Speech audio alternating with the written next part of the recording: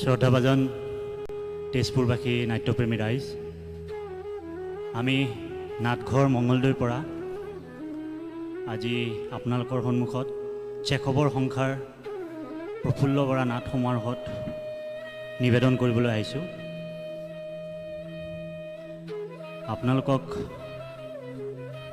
আমাৰ সন্মুখত পাই আমি নথৈ আনন্দিত হৈছোঁ আৰু আমি আপোনালোকলৈ এটা অনুৰোধ, কৃপা কৰি আপোনালোকৰ মোবাইল ফোনবোৰ যেন ভাইব্ৰেশ্যন মোডত বা চাইলেণ্ট মোডত ৰাখে।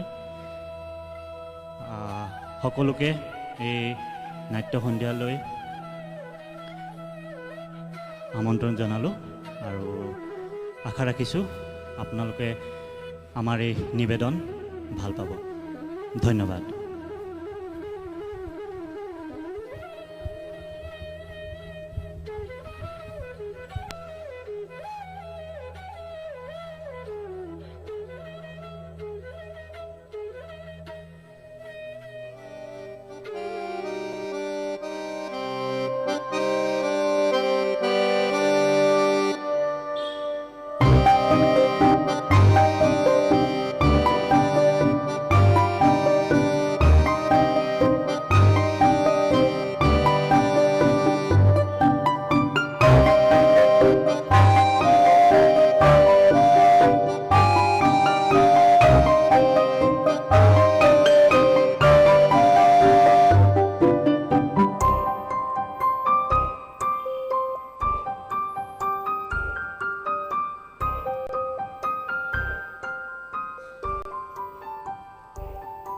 নাই নাই, একো নাই, চিন্তা নকৰিব, বিশ্বাস কৰক।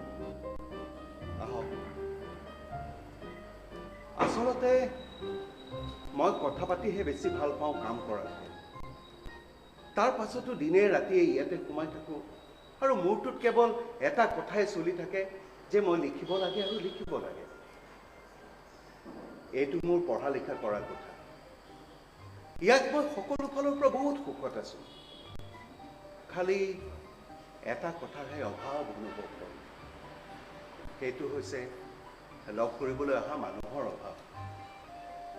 নাজানো কিয় লেখকক লগ কৰিবলৈ মানুহে কিয় টান পায়, সংকোচ কৰে। চাগে ভাবে লেখকে প্ৰত্যেকটো মুহূৰ্ততে কিবা নহয় কিবা এটা চিন্তা কৰি থাকে, তেওঁলোকক ডিষ্টাৰ্ব কৰিব নালাগে। মোৰ মায়েও দৰজাৰ বাহিৰতে মোৰ কাৰণে ভাত ৰাখি থৈ যায়, মোক নজনোৱাকৈ। সেইকাৰণে আজি বহু বছৰ হ'ল গৰম আহাৰ খোৱাৰ সৌভাগ্যই হোৱা নাই।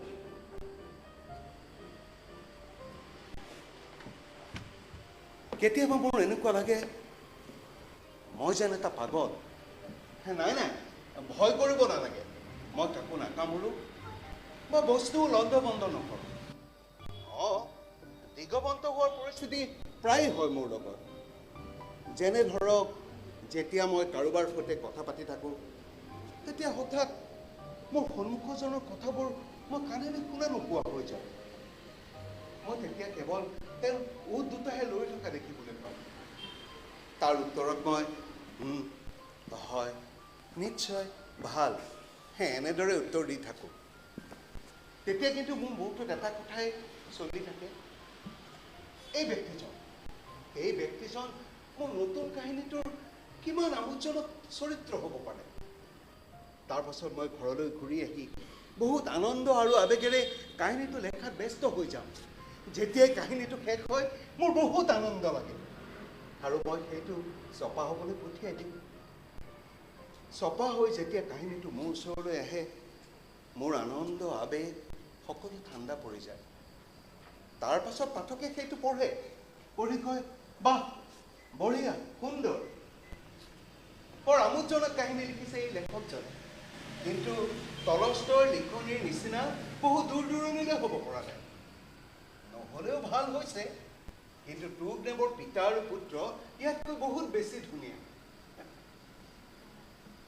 মৰাৰ শেষলৈকে এনেবোৰ কথাই শুনিবলৈ পাই থাকিম। আমোদজনক, ভাল, তাৰ বাহিৰে আৰু একো শুনিবলৈ নাপাওঁ। আৰু মৰাৰ পাছত মোৰ বন্ধুসকল খবৰলৈ আহিব আৰু ক'ব, এইটো অমুক, এইটো তমুকৰ ক'ব, বৰ ভাল লেখক আছিল, কিন্তু ট্ৰুপনে ইয়াতকৈ বহুত বেছি ভাল আছে।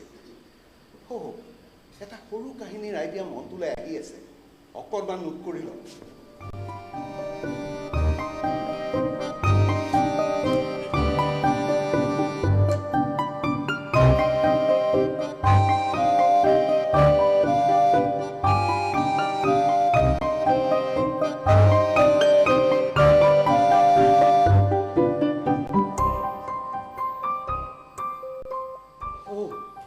আমি কি কথা পাতি আছিলোঁ বাৰু বাদ দিওঁ।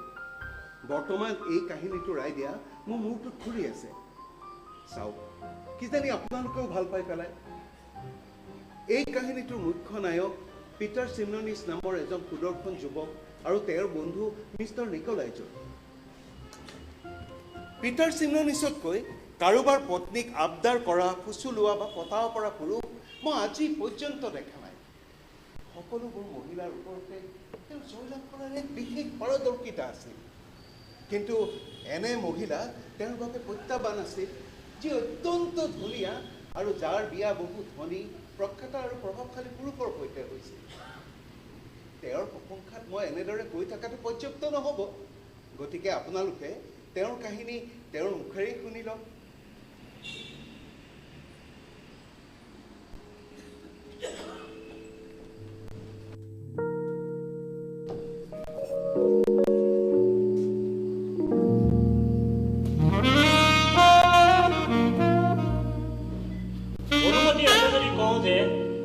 কাৰোবাৰ পত্নীক পতাব পৰা মোতকৈ ওপৰত মই আজিলৈ কাকো দেখা নাই। এই কথা মই অহংকাৰ কৰি কোৱা নাই, কিন্তু মাত্ৰ ৰেকৰ্ডৰ ভিত্তিতে কৈছোঁ। তালিকাৰ সংখ্যাই নিজেই কৈ দিয়ে।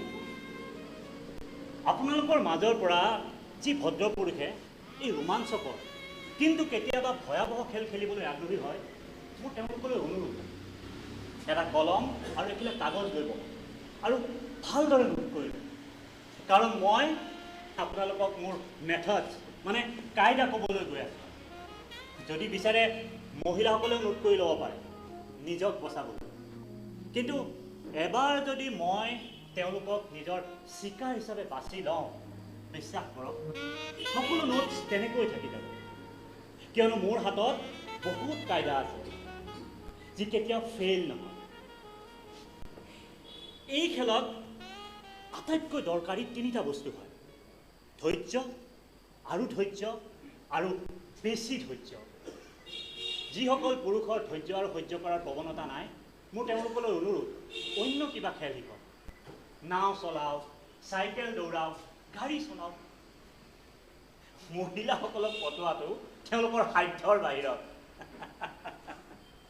আচ্ছা, আগবাঢ়ো তেন্তে। যিকোনো পুৰুষৰ স্ত্ৰীক পতাবলৈ আটাইতকৈ গুৰুত্বপূৰ্ণ কথা হৈছে যে আপুনি সেই স্ত্ৰীগৰাকীৰ পৰা যিমান পাৰে সিমান দূৰত থাকক। আপুনি তেওঁক তিলমাত্ৰ সময় নিদিয়ক। এনেকুৱা দেখুৱাওক যেন আপোনাৰ কাৰণে তেওঁৰ কোনো অস্তিত্বই নাই।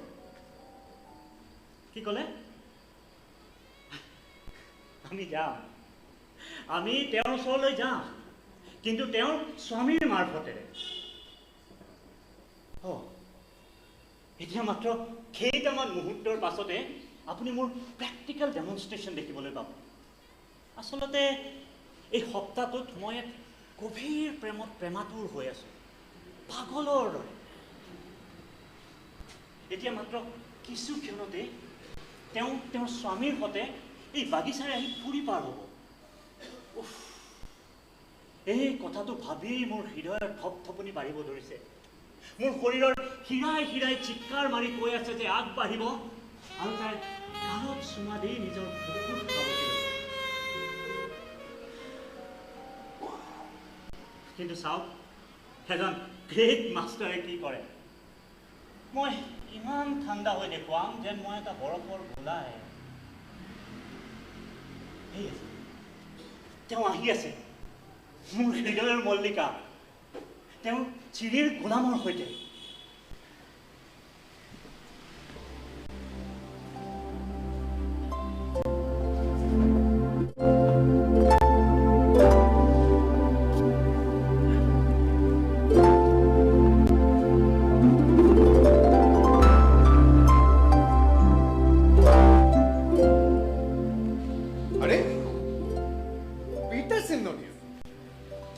সুন্দৰভাৱে লগ পাই গ'লো।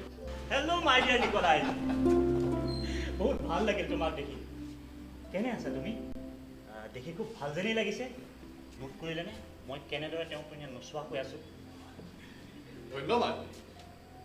কিন্তু পিটাৰ, তুমিতো এক নম্বৰ বদমাছ।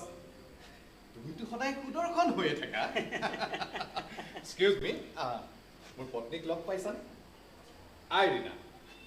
অঁ, লগটো পাইছাই।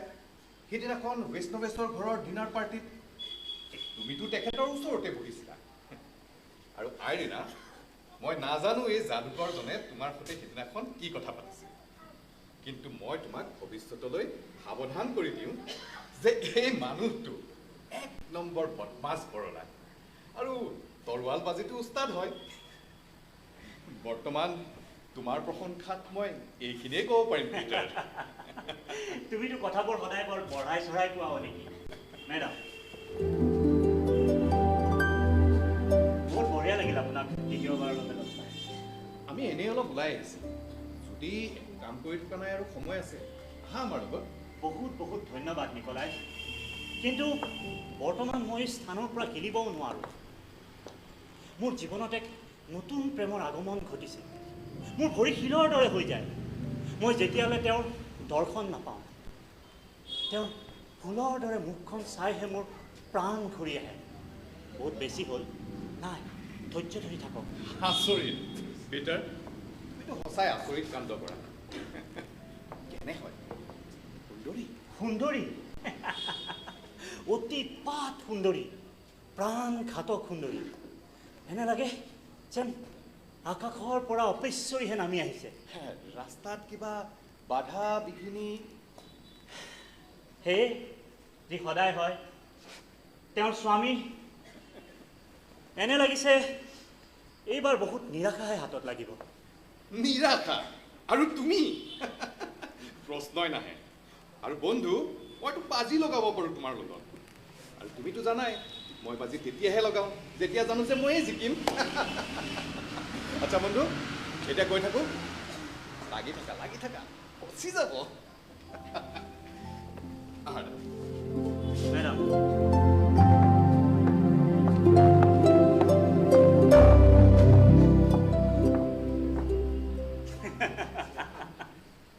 বহুত বঢ়িয়া আছিল হয়নে? কোনো প্ৰকৃত প্ৰফেশ্যনেলৰ কাম দেখি মোৰ নিজে নিজেই সন্মানত দুখ খাই যায়। আপুনি বাৰু নোট কৰিলেনে যে আমাৰ এবাৰো ভালদৰে দৃষ্টি নিমিলে, আমি কোনো ধৰণৰ কথা নাপাতিলোঁ, কিন্তু তাৰ পাছতো তেওঁ মোৰ বিষয়ে কিমান কথা গম পাই গ'ল। এক, মই এজন বিখ্যাত বৰলা। দুই, মই কাৰোবাৰ প্ৰেমত বলিয়া হৈ আছোঁ। ৰোমান্টিক মহিলাসকলৰ বৰ কিহৰ নহয় এনেকুৱা কথা। মই খুব ভাল তৰোৱালবাজ, তেওঁৰ প্ৰকৃত স্বামীৰ তুলনাত বহুত শ্ৰেষ্ঠ। এইটো আটাইতকৈ গুৰুত্বপূৰ্ণ কথা যে মহিলাসকলৰ ক্ষেত্ৰত মই বহুত বিপদজনক মানুহ হয়। এই সময়ত সঁচাকৈ যদি সোধে, তাৰ অন্তৰত মোৰ প্ৰতি কেৱল ঘৃণা আৰু ঘৃণাৰ উৎপত্তি হৈছে। কাৰণ নম্বৰ এক, মই অতি বেয়া চৰিত্ৰৰ লেতেৰা মানুহ হয়। কাৰণ নম্বৰ দুই, কিয়নো মই মোৰ অভিপ্ৰায়বোৰ ব্যক্ত কৰাত নীলাজৰ দৰে হৈ পৰোঁ। আৰু কাৰণ নম্বৰ তিনি, মোৰ আগ্ৰহ তেওঁৰ প্ৰতি নহয়, অইন কাৰোবাৰ ওপৰতহে। যদি মই মোৰ নিজৰ প্ৰশংসাতে অলপ বেছিকৈ আগবাঢ়ি গৈছোঁ, তেনেহ'লে মোক ক্ষমা কৰিব। কিন্তু এইটো কওক যে আপোনালোকে এই সকলোবোৰ কথা ভালদৰে নোট কৰি আছেনে নাই? কিয়নো এতিয়া ইয়াৰ পাছত ৰাস্তাত নতুন আৰু থুনুকা পাক অহা আৰম্ভ হ'ব। যা হওক, এতিয়া পৰৱৰ্তী খোজ হৈছে হিপন'চিছ, মানে সন্মোহন। সন্মোহন চকুৰে নহয়, কথাৰ পিঠেৰে। যেনেদৰে সাপ নিজৰ চিকাৰৰ পিনে আগবাঢ়ে। মজাৰ কথাটো এইটো যে এই সকলোবোৰ কথাৰ বিষক্ৰিয়া তাইৰ স্বামীৰ মাৰফতেৰে তাইলৈ গৈ পাব। কেনেকৈ? চাওক, ক্লাবত তাইৰ স্বামীৰ সৈতে হঠাৎ মোৰ মুখামুখি হৈ গ'ল।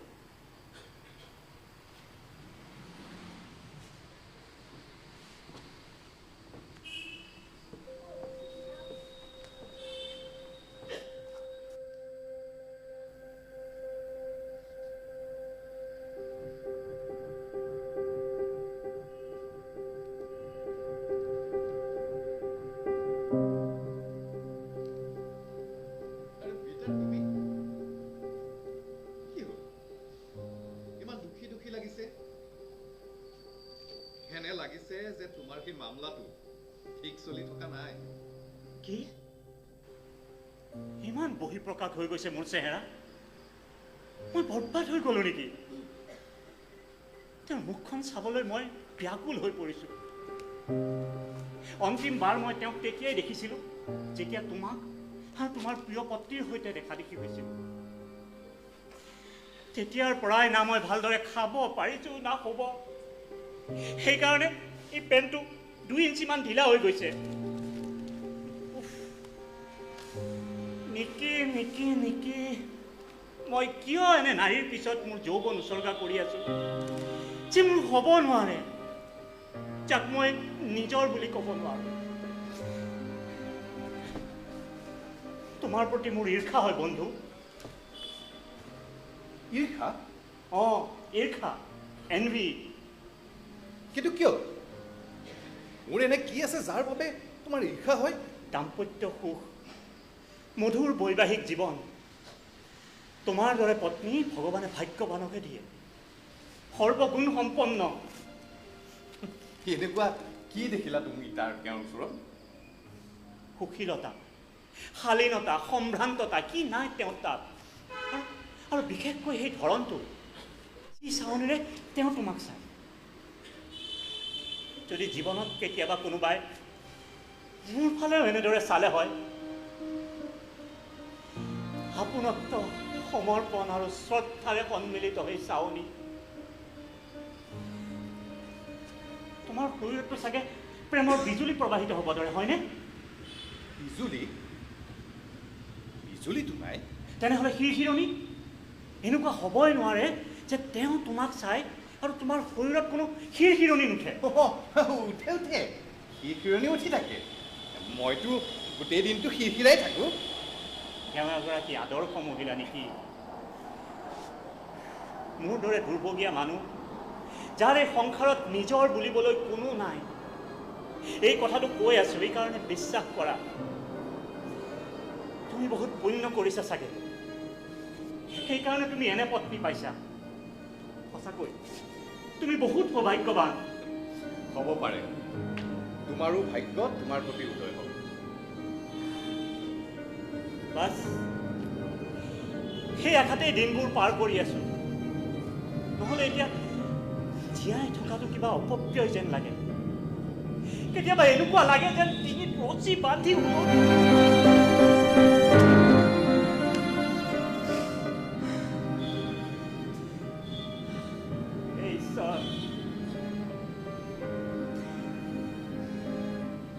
চৰি নেকি? যাওঁ দিয়া, বহুত পলম হৈ গ'ল। ডক্টৰ ৰৈ আছে চাগে। ডক্টৰ? আৰে ভাই, ঠিকে আছাতো? কি বেমাৰ হৈছে তোমাৰ? উদাসীনতা, ডিপ্ৰেশ্যন, মানসিক চিন্তা এইবোৰেই। যাওঁ দিয়া, তোমাৰ মৰম লগা পত্নীক মোৰ ফালৰ পৰা নমস্কাৰ কৰিম। ৰ'বা নেকি, এটা মিনতি তোমাক।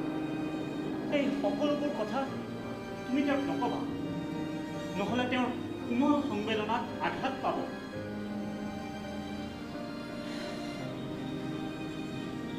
যদি কোনোবাই মোৰ সংবেদনাও বুজি পালে হয়,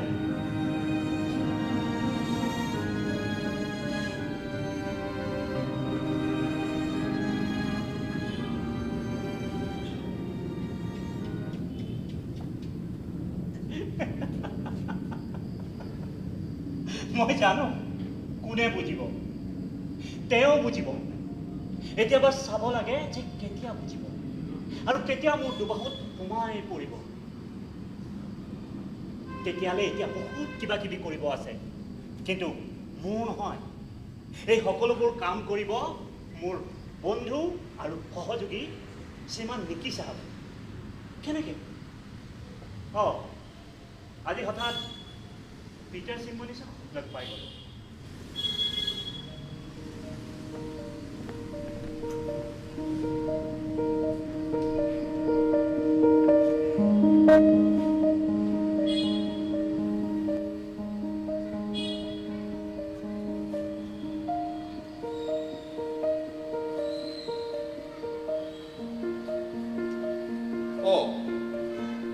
আজি হঠাৎ পিটাৰ চিমননিছক লগ পাই গ'লো।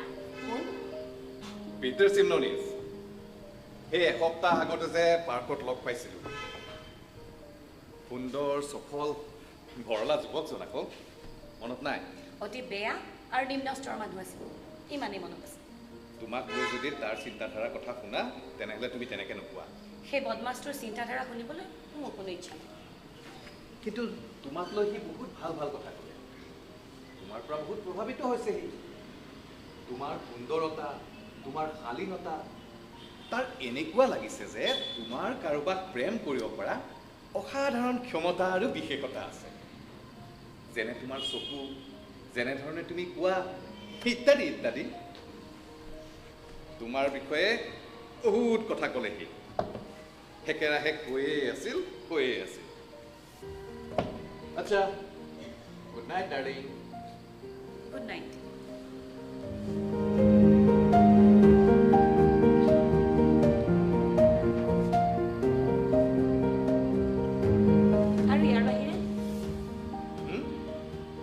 আৰু ইয়াৰ বাহিৰে সি কি ক'লে মোৰ বিষয়ে? পিটাৰ যি নাম নহওক সেই অভদ্ৰটো। আৰু কি ক'লে সি মোৰ বিষয়ে? এই সকলোবোৰ যি মই তোমাক ক'লো। কিন্তু তুমিতো কৈছিলা সি একেৰাহে কৈ আছিল। সেইটোতো হয়। কিন্তু তুমিতো মনে মনে থাকিলা। যদি সি একেৰাহে কৈ আছিল তুমিও মনে মনে থাকিব নালাগিছিল। নহ'লে বা তুমিও একেৰাহে কৈ থাকা বা চুপচাপ হৈ থাকা। সি ক'বলৈ ধৰিলে যে তাৰ মোলৈ বহুত বেছি ঈৰ্ষা হয়, আৰু ক'লে যদি তাকো কোনোবাই সেই চাৱনিৰে চালে হয় যি চাৱনিৰে তুমি মোক চোৱা। কিন্তু সি কেনেকৈ জানে যে মই তোমাক কি চাৱনিৰে চাওঁ? চাগে সিদিনাখন আমি পাৰ্কত মুখামুখি হওঁতে তাৰ চকুৱে তোমাক ধৰি পেলালে। তেতিয়া তোমাৰ দৃষ্টি মোৰ ওপৰত আছিল, আৰু সেইকাৰণে মোৰ গোটেই শৰীৰটো শিৰশিৰাই আছিল। শিৰণি মোৰ চাৱনিৰ বাবে? ডাৰ্লিং, নহয় যদি আকৌ কি, সৰ্বশৰীৰ শিৰশিৰাই আছিল। কিন্তু তোমাৰ চকুটো তাৰ ওপৰতহে আছিল। তাৰ পাছত তুমি এইটো কেনেকৈ দেখা পালা যে মোৰ দৃষ্টি তোমাৰ ওপৰত আছিল? যিহেতু আচলতে মোৰ দৃষ্টি বাগিচাৰ ফুলবোৰৰ ওপৰতহে আছিল, কাৰণ মই অনুভৱ কৰিছিলোঁ সি জানি বুজি তাৰ নজৰ মোৰ পৰা দূৰত ৰাখিছিল। তোমাৰ শিৰণি কোনো অন্য কাৰণত উঠিছিল চাগে। মই অলপ কনফিউজ হৈ গৈছোঁ। মুখৰ ওপৰত মূল কথা এইটোৱেই যে সি তোমাৰ পৰা বহুত বেছি প্ৰভাৱিত হৈছিল। মই ভাবিছিলোঁ তুমি শুনি ভাল পাবা। একদমেই নহয়, মোৰ একো ভাল লগা নাই। আৰু যাতে তুমি মোক এনেকুৱা কথা নুশুনোৱা।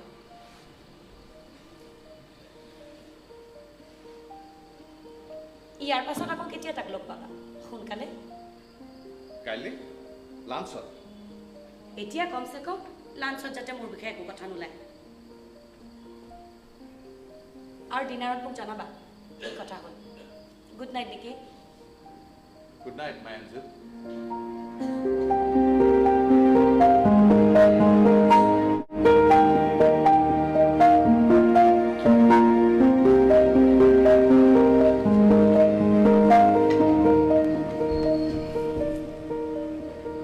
গুড নাইট মাই লাভ।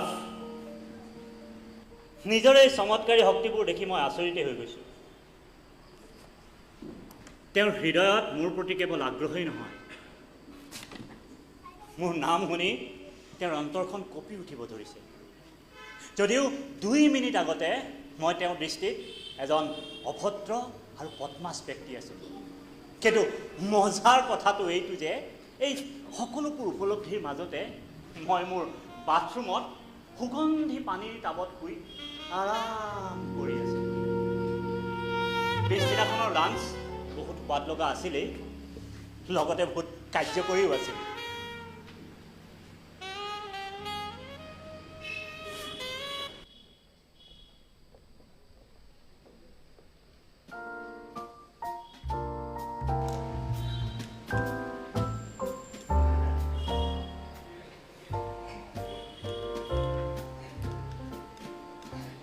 আৰে নেকি, কালি হঠাৎ নেক্সাছকৰ সৈতে দেখা দেখি হৈ গ'ল।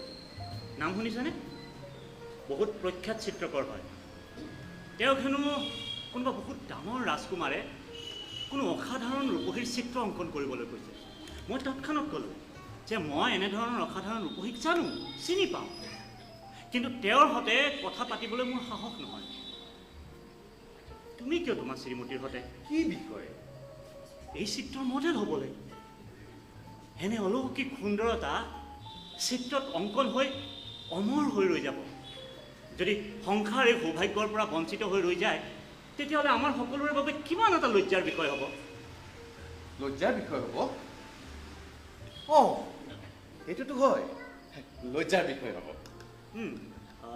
অলপ কথা পাতি চোৱাচোন তোমাৰ শ্ৰীমতীৰ সৈতে। ঠিক আছে, মই কথা পাতিম তেওঁৰ সৈতে।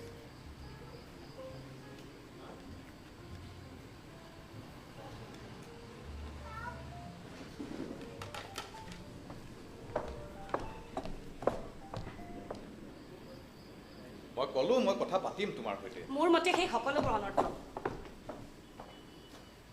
কিন্তু সি কথাষাৰ কৈছিল কেনেদৰে? মানে সি কি একজেক্টলি অসাধাৰণ ৰূপৈ শব্দটো ব্যৱহাৰ কৰিছিল? অঁ, একদম সেইটোৱেই শব্দ। আৰু কৈছিল যদি সংসাৰ এই সৌভাগ্যৰ পৰা বঞ্চিত হৈ ৰৈ যায় তেনেহ'লে বৰ লজ্জাৰ কথা হ'ব। একদম সেইকেইটাই শব্দ।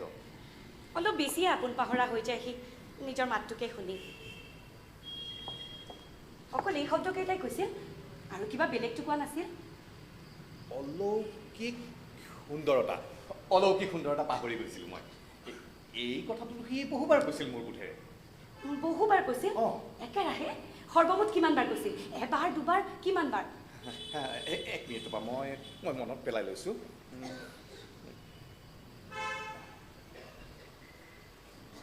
চৰি, পাহৰি গ'লোঁ। এৰা, একো নাই দিয়া। কিন্তু ইয়াৰ পাছত সকলো কথা লিখি ৰখা কৰা যদি ভাল হ'ব।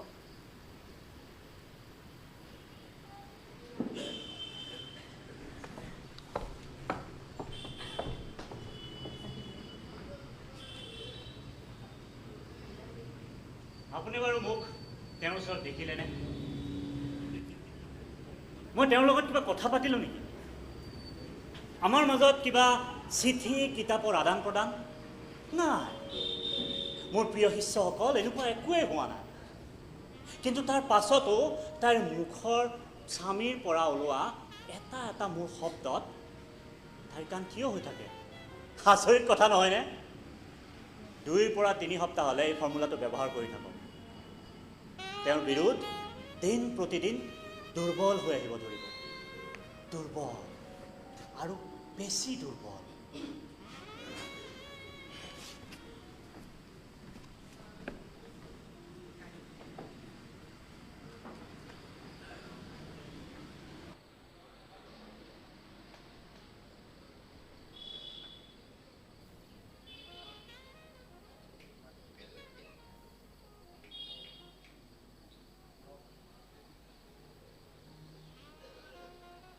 সঁচাকৈ যদি সোধা তাৰ মূৰটো ক'ৰবাত বেলেগ জেগাত ঘূৰি ফুৰে। চাগে কোনোবা মহিলাৰ কল্পনাত। তাক দেখিতো মোৰ তেনেকুৱাই লাগে। মহিলা? কোনগৰাকী মহিলা? মহিলাগৰাকীৰ নাম কৈছে নেকি সি? না, একদমেই নহয়। এই ক্ষেত্ৰত একদম পাক্কাহীন। মৰি যাব, তথাপি সেই মহিলাগৰাকীৰ বদনাম হ'বলৈ নিদিয়ে। তাৰ ঠাইততো গোটেই দিনৰ দিনটো তোমাৰ কথাকেই কৈ থাকিম। একদম দুৰ্বল হৈ বেচেৰা। মোৰতো দয়া আহিব ধৰিছে তাৰ ওপৰত। এৰা, আমাৰ কি লেনদেন সেইবোৰত নে কি? অহাকালি ডিনাৰতে মাতিছা নহয়? কালি বেছি আছিল। তেতিয়াহ'লে পৰহিলৈ মাতি দিয়া। পৰহিও নাথাকে। তেতিয়াহ'লে অহা সপ্তাহত মাতি দিয়া। অহা সপ্তাহত কেতিয়াবাতো ফ্ৰী থাকিব সি। ভাত পানী নাখায় নেকি সি? নাই, কৈ আছিল যে এইকেইদিন নতুন প্ৰজেক্ট এটাৰ কামত ব্যস্ত হৈ থাকিব। আমাক কেইমাহমান লগেই ধৰিব নোৱাৰে। আৰু কৈছিল যে ধৈৰ্যৰ ফল সিও কিন্তু মিঠাই পাব।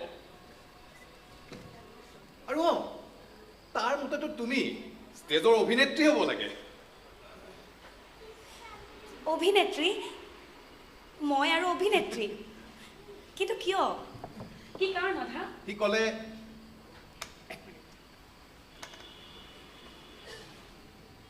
তাৰ মতে ক'লেই ভাল হ'ব।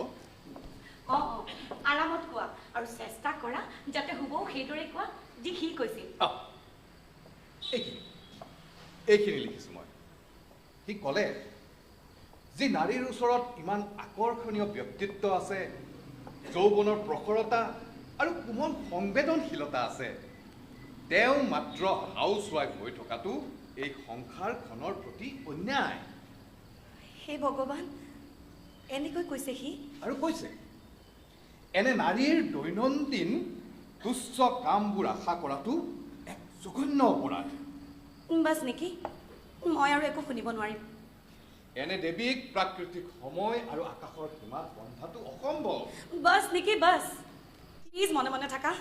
আৰু শেষত সি ক'লে, যদি স্বয়ং মই অন্যত ব্যস্ত হৈ নাথাকিলোহেঁতেন তেনেহ'লেতো তোমাৰ পৰা কাঢ়ি ল'লোহেঁতেন।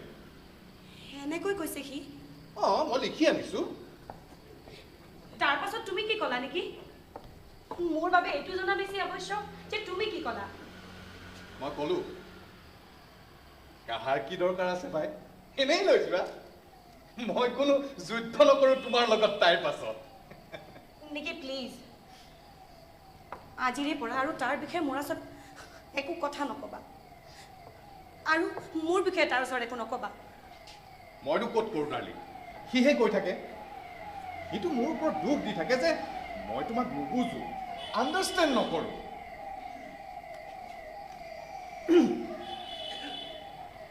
সেই নাৰী বতাহৰ এক সুগন্ধি মলয়া, যাক তুমি তোমাৰ হাতৰ মুঠিত আবদ্ধ কৰিব নোৱাৰা। তেওঁ এটা ধনী হয় যি পকী বেৰকো ভেদ কৰি যাব।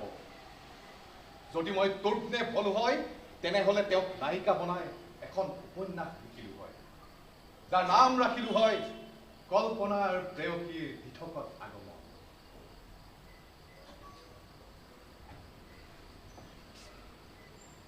বহুত আচৰিত মানুহ, সঁচাকৈ একদম আচৰিত।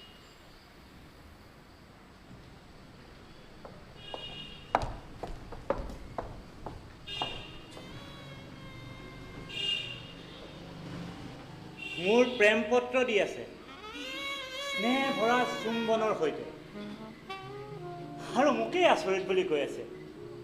হয়নে বহুত আচৰিত কথা?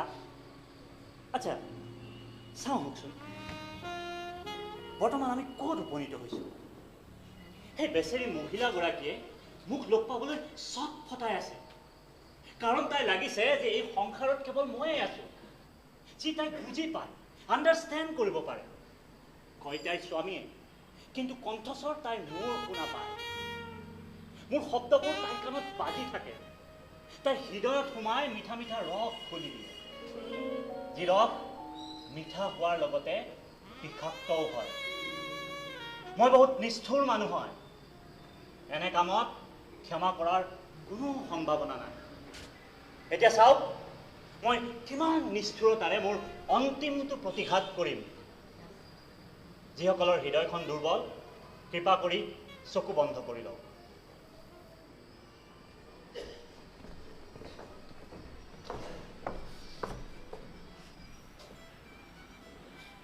নাই, মই আৰু একো শুনিব নোৱাৰিম নেকি? তাৰ এটাও শব্দ মই শুনিব নোখোজো, একো নুশুনো।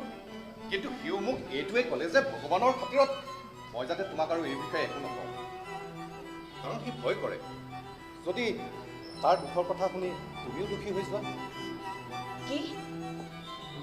বহুত দুখত আছে সি? বহুতেই বেছি। চকুত উদাসীনতা, অন্তৰ ব্যাকুল, না ভালদৰে খাব পাৰিছে না শুব। প্ৰেম বলিয়াৰ দৰে নীৰৱে মন মাৰি বহি থাকে। হে ভগৱান, কিন্তু কিয়? আচলতে তাৰ হৈছে কি? বিসংগতা। অকলশৰীয়াকৈ আছিল যে সি এই পৃথিৱীত, তাৰতো নিজৰ বুলিবলৈ কোনোৱে নাই, না মাক বাপেক, না কোনো আত্মীয়, আৰু এনে কোনো সংগীও নাই যি তাক বুজিব পাৰে। কিন্তু সি কি নাজানে নেকি যে আমি তাক কিমান ভালদৰে বুজি পাওঁ? কি সি নাজানে নেকি যে আমি তাক কিমান ভাল পাওঁ, কিমান পচন্দ কৰোঁ? কি সি নাজানে নেকি যে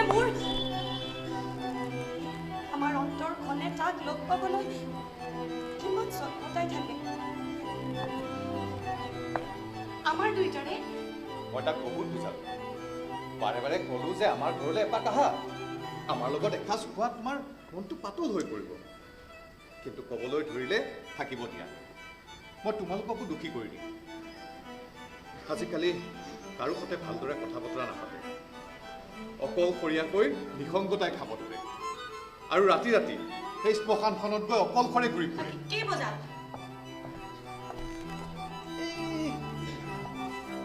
8-9 বজাত আৰু কাস্তানক দম্পতীয়ে কালি আমাক ডিনাৰলৈ মাতিছে নহয় মই 8 বজাৰ কথা কৈ দিছোঁ ঠিকে আছেনে নালাগে মই সোফি আণ্টিক চাবলৈ যাম তেওঁৰ বেমাৰ হৈ আছে তাত মই যাম কিছু পলমকে 9-9:30 বজাত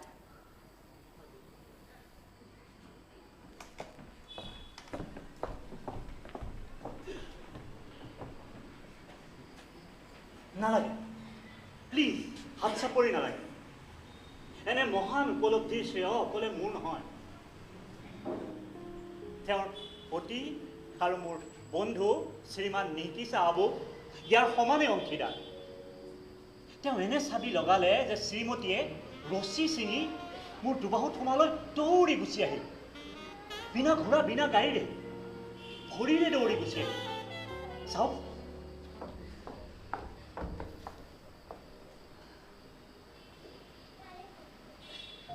মোৰ মতে এই অন্তিমটো চিনৰ পৰা আপোনালোকে চকু আঁতৰাই এই প্ৰচাৰ জাতীয় বস্তু পঢ়ি থাকক কিয়নো আগন্তুক কেইটামান মুহূৰ্ত একান্তই ব্যক্তিগত আৰু মই এজন ভদ্ৰপুৰুষ হৈ সৰ্বশেষত প্লিজ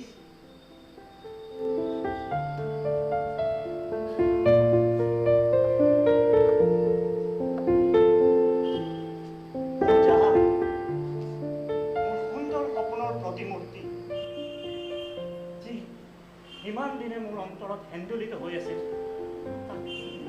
প্ৰথমবাৰৰ বাবে দিঠকত পৰিণত কৰাৰ ক্ষণ এতিয়া আহিয়ে পৰিল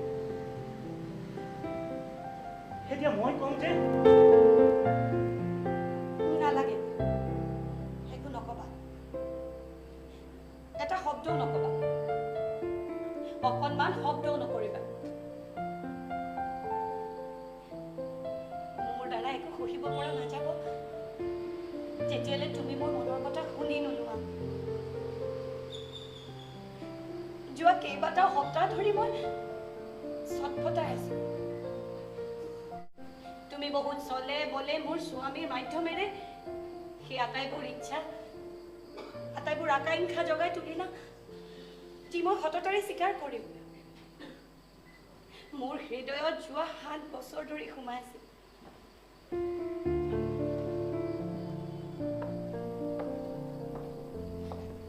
মই নাজানো তোমাৰ প্ৰেম সঁচা হয় নে নহয় কিন্তু তুমি মোৰ হৃদয়ত এনেকুৱা প্ৰেম এনে আকাংক্ষা জগাই তুলিলা যাৰ বিষয়ে মই কেতিয়াও সপোনতো ভবা নাছিলো তুমি মোৰ সত্তাক ভৰাই পেলালা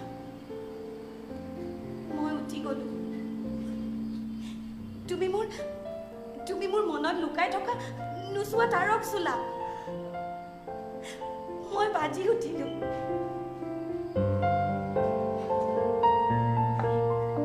তুমি মোৰ মনত দুখ পাই থকা ধমনীক হাত ৰাখিলা মই হাৰি গলো সেইকাৰণে এতিয়া মই ইয়াত থিয় হৈ আছো পিটাৰ তোমাৰ সন্মুখত তোমাৰ ক্ষেত্ৰত তোমাৰ বাবে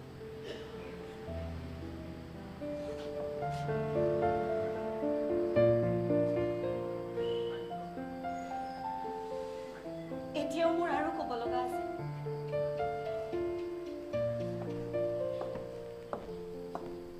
মই মোৰ স্বামীক বহুত মৰম কৰোঁ তেওঁ বহুত মৰমীয়াল মানুহ নহয় না তেওঁ বহুত ৰোমান্টিক আমাৰ বৈবাহিক জীৱনত যদিও হাকাক চুব পৰা আনন্দ নাই কিন্তু নৰকৰ দৰে অন্ধকাৰময় নিৰাশাও নাই আমাৰ জীৱন এক সমতল জীৱন সহজ আৰু চিধা সাধা তেওঁ মোক অন্তৰেৰে ভাল পায় মোৰ বাবে সম্পূৰ্ণ সমৰ্পিত আৰু মই সকলোবোৰ স্থিতিক স্বীকাৰ কৰি মই মোৰ জীৱনটোক লৈ সুখী, মই সন্তুষ্ট। মই জানো এবাৰ দুবাহুৰ মাজত সোমোৱাৰ পাছত মোৰ এই জীৱনটো ধ্বংস হৈ যাব।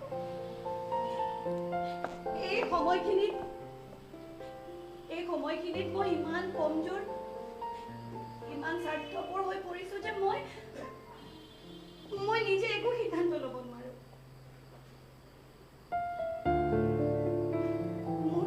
মোৰ কেৱল এতিয়া তোমাৰ চৰিত্ৰৰ দৃঢ়তা আৰু পবিত্ৰতাৰ ওপৰত কেৱল এটাই প্ৰাৰ্থনা, মোৰ লগত খেল নেখেলিবা। যদিও বা তুমি খেলা কৰা, মই মানা নকৰো। যদি কেৱল তোমাৰ মোৰ এই শৰীৰটোৰ প্ৰতি লালসা আছে, তেনেহলে তোমাৰ দুবাহু খোলা, মই এতিয়াই তোমাৰ বুকুত সোমাই পৰিম।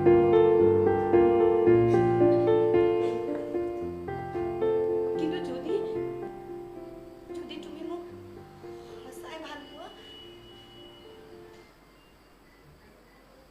তেতিয়াহলে তোমাৰ মুখখন সেইফালে ঘূৰাই দিয়া। মই চুপচাপ গুচি যাম আৰু আমি জীৱনত কেতিয়াও লগ নাপাম না কথা পাতিম। এই সৰু প্ৰেম কাহিনীটোৰ সুন্দৰ স্মৃতিত মই গোটেই জীৱনটো পাৰ কৰি দিম। এতিয়া সিদ্ধান্ত তোমাৰ ওপৰত। মোৰ সৰ্বস্ব, মই অপেক্ষাত থিয় হৈ আছো।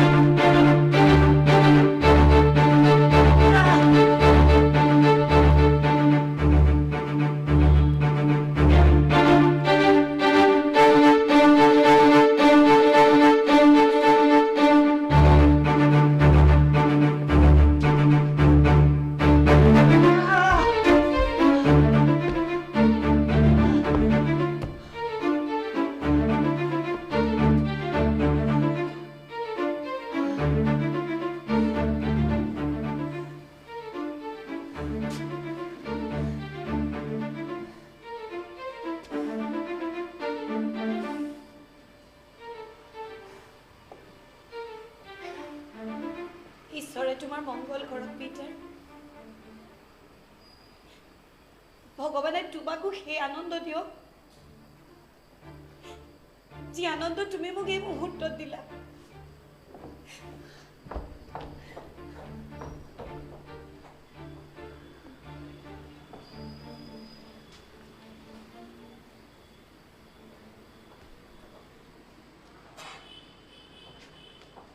কি ভাবি আছে? এজন গ্ৰেট মাষ্টাৰে নিজৰ শ্ৰেষ্ঠতম খেল প্ৰদৰ্শন কৰি অৱশেষত কিয় থমকি ৰ'ল? এজন প্ৰকৃত গুৰুৱে 10টাৰ ভিতৰত 9টা বিদ্যাহে শিকায়। অন্তিমটো ৰাখে নিজৰ হাতৰ মুঠিত, যাতে শিষ্য লেকামৰ বাহিৰত নাযায়। মোৰ প্ৰিয় শিষ্যসকল, এই অন্তিমটো দাও মই আপোনালোকৰ বিবেক, বুদ্ধি আৰু বিবেচনাৰ ওপৰত এৰিলোঁ।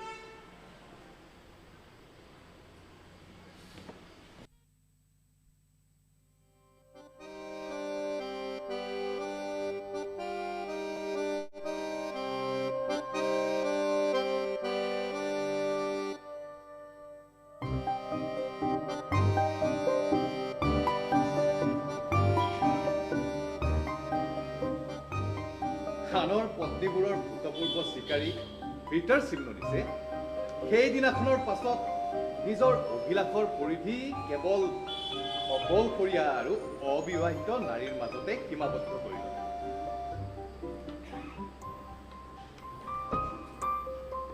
আৰু অৱশেষত এদিন পিটাৰ চিমননিছে এগৰাকী সুন্দৰ সাখী কুলিল কন্যাৰ সৈতে বিবাহপাশত আবদ্ধ হ'ল আৰু দুয়ো সুখেৰে জীৱন যাপন নিৰ্বাহ কৰিলে। আজি পিটাৰ চিমননিছ এক সুখী মানুহ। কিন্তু কেতিয়াবা যদি কোনোবা সুন্দৰ সুঠাম যুৱকে পিটাৰক উদ্দেশ্যি কয়, আপোনাৰ পত্নীৰ অসাধাৰণ ৰূপ সুন্দৰ আৰু মৰম লগা শ্ৰীমান, তেতিয়া আকৌ সেই পুৰণা পিটাৰ চিমননিছজন। আপোনালোকে এই কাহিনীটো চাই থাকোঁতে মোৰ মগজত এটা নতুন কাহিনীৰ আইডিয়া আহিব ধৰিলে। মই কাহিনীটো লিখিয়ে পেলাম। মোৰ এই নতুন কাহিনীটো হৈছে ইভান লোমো নামৰ এক অবিবাহিত ধনী জমিদাৰ আৰু তেওঁৰ ওচৰ চুবুৰীয়া মিষ্টাৰ সুবকো আৰু তেওঁৰ একমাত্ৰ কন্যা মিছ নাতালিয়া। ইভান লোমো হৈছে এক বিভ্ৰান্তিত থকা মানে বেবেৰিবাং হোৱা ব্যক্তি। যিকোনো ধৰণৰ গম্ভীৰ পৰিস্থিতিত তেওঁ আত্মসন্তুলন হেৰাই পেলায়। কিন্তু ইমানবোৰ অৱগুণৰ পাছতো কিন্তু তেওঁৰ আত্মবিশ্বাস হেৰাই নাযায়।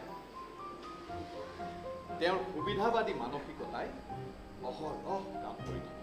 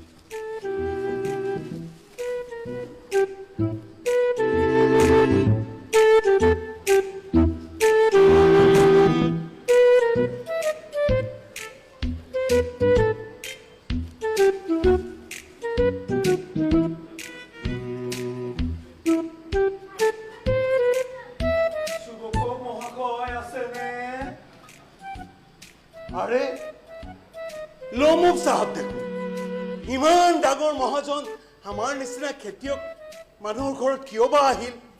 মই দিনতে কিবা সপোন দেখি থকা নাইতো। আহক আহক আহক, বহক ৰ'ব ৰ'ব ৰ'ব ৰ'ব, আসন গ্ৰহণ কৰক। মই ইমান আনন্দিত হৈছো যে আপোনাক স্বাগতম জনাবলৈ উচিত শব্দই বিচাৰি পোৱা নাই। বাৰু লোমক চাহাব, আপুনি ভালে আছেনে?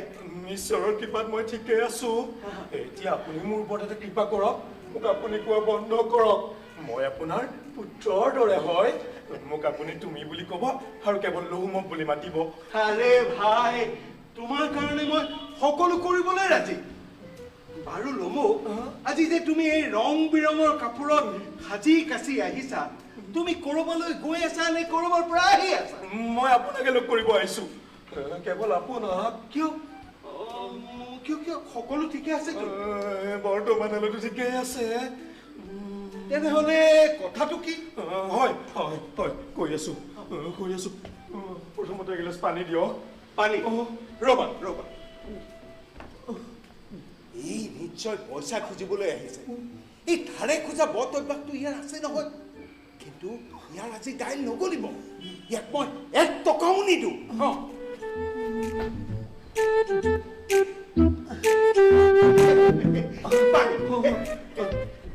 এতিয়া কওকচোন। হয়, কৈ আছো। প্ৰথমতে পানী গিলাচ খাই লওঁ। চাওক শ্ৰীমান সুবকো মহাশয়, আপুনি মোক সমস্যাত সদায় সহায় কৰি আহিছে। মই সমস্যাত পৰিছো। এইকাৰণে মই আপোনাক এটা প্ৰাৰ্থনা কৰিব আহিছোঁ। মই ঠিক ভাবিছিলোঁ ই পইচা খুজিবই আহিছে। বাৰু নমো, তোমাৰ কি সমস্যা হৈছে আৰু মই কেনেদৰে সমস্যাৰ সমাধান কৰিব পাৰোঁ? আপুনিয়ে সকলো কৰিব পাৰে শ্ৰীমান চুমকক মহাশয়। হয় নাই? আপুনিয়ে। কিন্তু মই বুজি পোৱা নাই আপোনাক কেনেকে কওঁ। আৰে ভাই নমো, তুমি যদি নোকোৱা তেনেহ'লে ক'ব কোনে? আপুনি ঠিক কথাই কৈছে, একদম ঠিক কথাই কৈছে। মই নক'লে আৰু ক'ব কোনে? মই ক'ম। প্ৰথমতে আৰু অলপ পানী খাই লওঁ।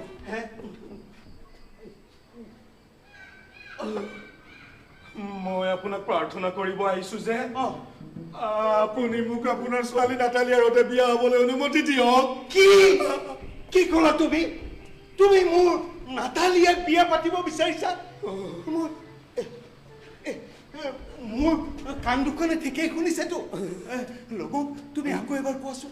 হয়, মই আপোনাৰ শালীন পুত্ৰী নাটালিয়াৰ সৈতে বিয়া হ'ব খোজো, যদিও মই ইয়াৰ যোগ্য। আৰে ভাই, তুমি সকলো ফালৰ পৰাই যোগ্য।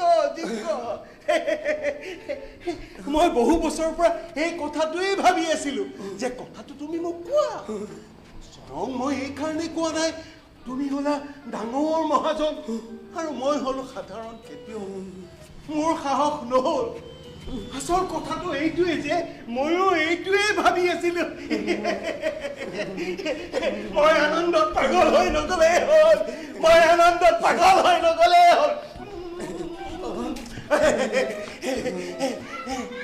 আশীৰ্বাদ কৰিছো 100 বছৰ জীয়াই থাকা।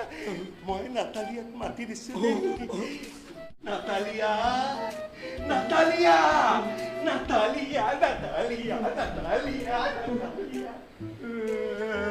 মোৰ লগত কি হ'ব ধৰিছে? এই গৰম কাপোৰবোৰতো মোৰ ইমান ঠাণ্ডা লাগি আছে। মোৰ সৰব শৰীৰতে কঁপনি উঠিব ধৰিছে। মোৰ বুকুৰ ধপধপনি অৰ্থাৎ খৰ হ'ব ধৰিছে। মই আৰু অলপ পানী খাই লওঁ।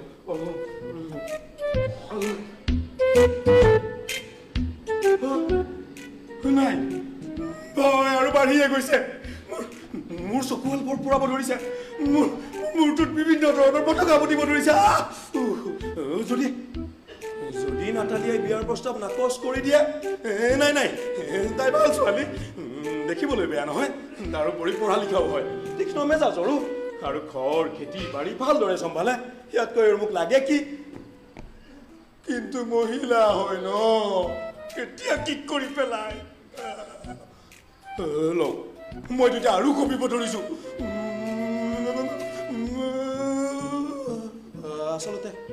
আচলতে মই অলপ বেছিয়ে চিন্তা কৰিছোঁ।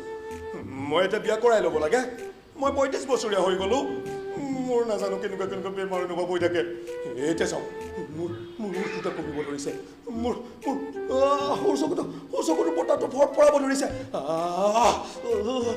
মোৰ বুকুখনৰ সোঁফালে এক আচৰিত ধৰণৰ বিষ উঠিব ধৰিছে। মোক আৰু অলপ পানী খাই লোৱাটো প্ৰয়োজন। মই চাগে ভাল অনুভৱ কৰিম।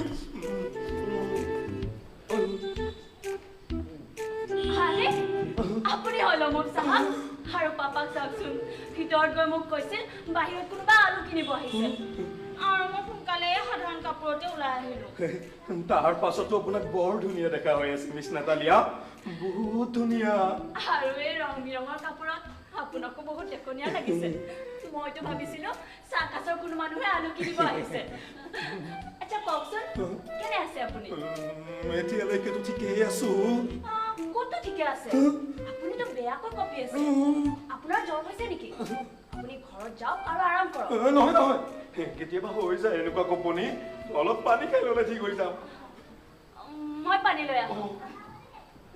কেনেকে কওঁ, বুকুখন আৰু বেছি ধপধপাব ধৰিছে। কোনো কথা নাই, মই কম শব্দৰে কৈ দিম। লমন চাহাব,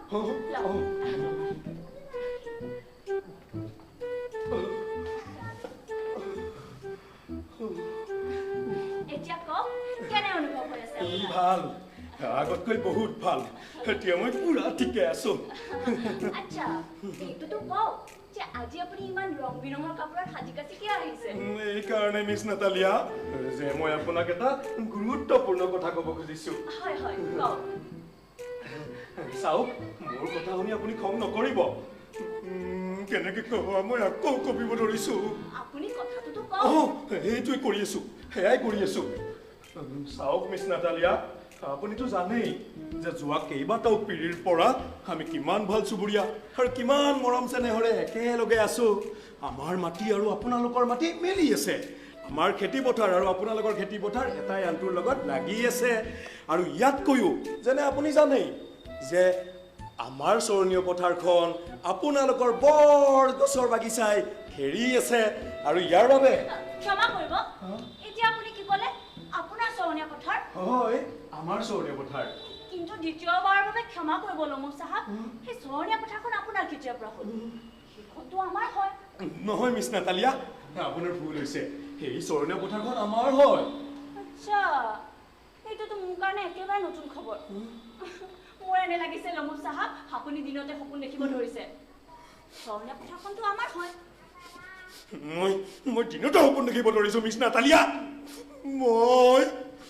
মই আপোনাক সেই চৰকাৰী কাগজ দেখুৱাব পাৰোঁ য'ত পৰিষ্কাৰকৈ দেখুওৱা আছে যে সেই চৰণীয় পথাৰখন আমাৰ হয় নহয় নহয় আপুনি চাগে মোৰ লগত ধেমালি কৰি আছে নহ'লে মোৰ খং উঠাব চেষ্টা কৰি আছে 300 বছৰৰ পৰা চৰণীয়া পথাৰখন আমাৰ হয় তাক আপুনি আপোনাৰ বুলি কৈ আছে মোৰতো নিজৰ কাণৰ ওপৰতে বিশ্বাস হোৱা নাই এই ভুল আৰু ভিত্তিহীন কথাটো মই মানি ল'ব নোৱাৰাৰ বাবে ক্ষমা বিচাৰিছোঁ কি ক'লে আপুনি ভুল আৰু ভিত্তিহীন কথা চাওক মোৰ খং নুতুলিব সঁচা কথাটো এইটো যে আপোনাৰ পাপাৰ ককাৰ খেতিয়কে মোৰ খুৰীৰ আইতাৰ কাৰণে সেই চৰণীয় পথাৰখনত ইটা তৈয়াৰ কৰিছিল আৰু সেইকাৰণে আপোনাৰ এনে ভুল ধাৰণা হৈ গ'ল যে সেই চৰণীয়া পথাৰখন আপোনালোকৰ হয় পাপা ককা আইতা খুৰী মই একো বুজিব পৰা নাই আপুনি কি কৈ আছে সঁচা কথাটো হ'ল যোৱা 300 বছৰৰ পৰা চৰণীয়া পথাৰখন আমাৰ হয় সেইখন আমাৰ হয় আপুনি এনেকুৱা 15টা ৰঙীন কোট পিন্ধি দুদিনৰে তৰ্ক কৰি থাকিলেও চৰণীয়া পথাৰখন আমাৰ আৰু আমাৰেই হৈ থাকিব পিছে আপুনি যদি বিচাৰে মই আপোনাক সেইখন উপহাৰ স্বৰূপে দি দিব পাৰোঁ সেইখন 15 বিঘাতকৈ বেছি নহ'ব আৰু সেইখনৰ দামো চাগে 300 ৰুবল মানে হ'ব মোৰ সেইখনলৈ চিন্তা নাই কিন্তু মই কোনো মিছা আৰু ভুল কথা মানি সহ্য কৰি থাকিব নোৱাৰো চৰণীয়া পথাৰখন আমাৰ হয় ক'লে আপুনি মিছা আৰু ভুল কথা তেনেহ'লে শুনক মই মিছা আৰু ভুল কথা সহ্য কৰি থাকিব নোৱাৰো মই উচ্চ চিন্তাধাৰাৰ মানুহ আৰু সেই চিন্তাধাৰাৰ পৰা মই বিচলিত হ'ব নোৱাৰো মোৰ গলটো শুকাব ধৰিছে এনে লাগিছে ডিঙিত যেন কাইঠেও লাগি আছে মই আৰু অলপ পানী খাই লওঁ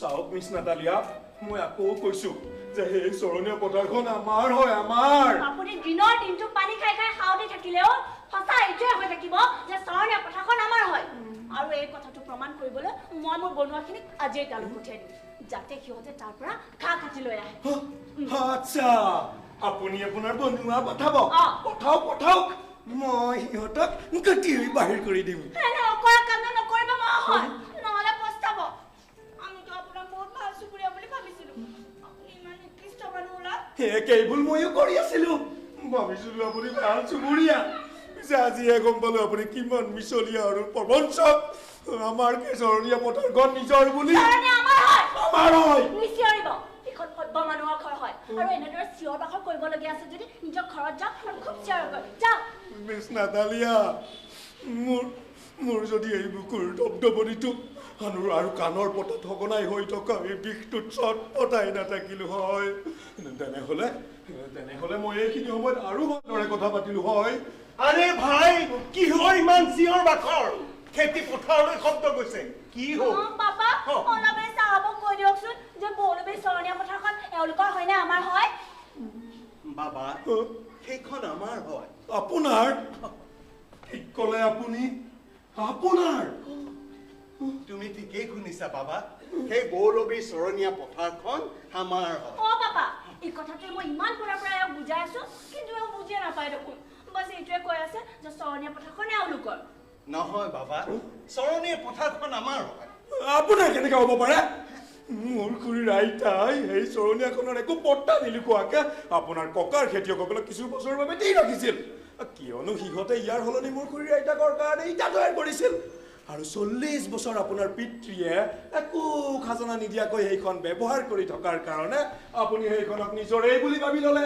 কিন্তু চৰণীয়াখনটো কেতিয়াও আপোনালোকৰ নাছিলেই যোৱা 300 বছৰৰ পৰা চৰণীয়াখন আমাৰ হয় আৰু আজি হঠাৎ তুমি ইমান জোৰে চিঞৰি কৈ আছা যে চৰণীয়াখন তোমাৰ হয় যদি তুমি এই বিষয়টো লৈ কিবা আপদ সৃষ্টি কৰিব বিচাৰা তেতিয়াহ'লে ফুৰ্তি কৰি কৰা চৰণীয়াখন আমাৰ হয় আৰু এই চৰণীয়াখনৰ চিন্তা তুমি তোমাৰ মূৰৰ পৰা উলিয়াই দিয়া মই আজিয়ে আমাৰ খেতিয়কসকলৰ মাজত এই চৰণীয়াখন বিনামূল্যে ভগাই দিম বাবা এনে ফাটে ভাল হ'ব আপুনি এনেকুৱা কেনেকৈ কৰিব পাৰে বেলেগৰ সম্পত্তি আপোনাৰ খেতিয়কসকলৰ মাজত ভগাই দিয়াৰ আপোনাৰ ক'ত অধিকাৰ আছে কি